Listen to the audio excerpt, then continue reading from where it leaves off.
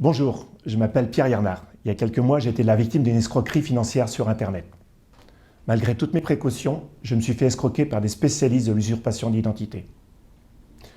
J'ai découvert l'ampleur prise par toutes ces arnaques financières sur Internet et surtout la facilité avec laquelle on peut usurper une identité.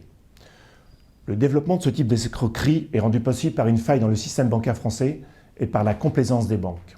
Mois de septembre, je signale le site frauduleux à l'AMF, l'autorité des marchés financiers qui est en charge de la protection des épargnants. L'AMF a reconnu tout de suite qu'elle était bien au courant de cette escroquerie. Mais il a fallu attendre la fin du mois de décembre pour que l'AMF veuille bien inscrire ce site frauduleux sur sa liste noire, 4 mois. Compte tenu des enjeux, des milliards volés aux épargnants français chaque année par ces sites, si j'en crois les chiffres publiés par l'AMF elle-même, ce manque de réaction pour protéger l'investisseur n'est-il pas scandaleux? Je propose que l'AMF crée une liste rouge à côté de sa liste noire.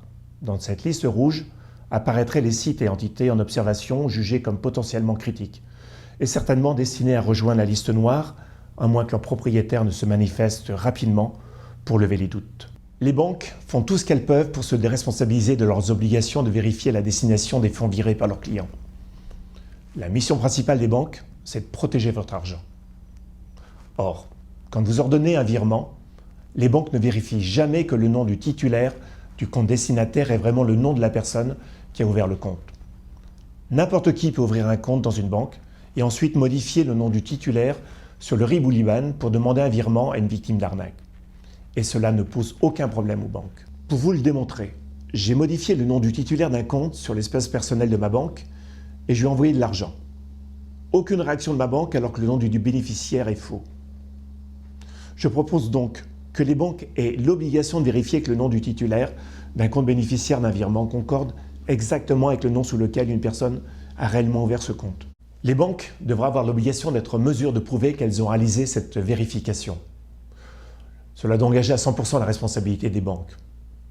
Si on modifie la loi dans ce sens, vous verrez que le nombre d'arnaques va chuter drastiquement.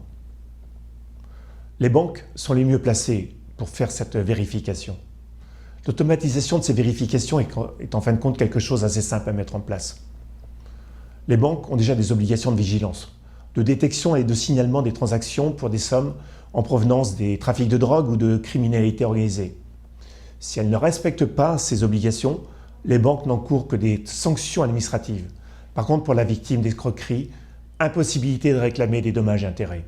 Ce n'est pas normal et cela doit changer.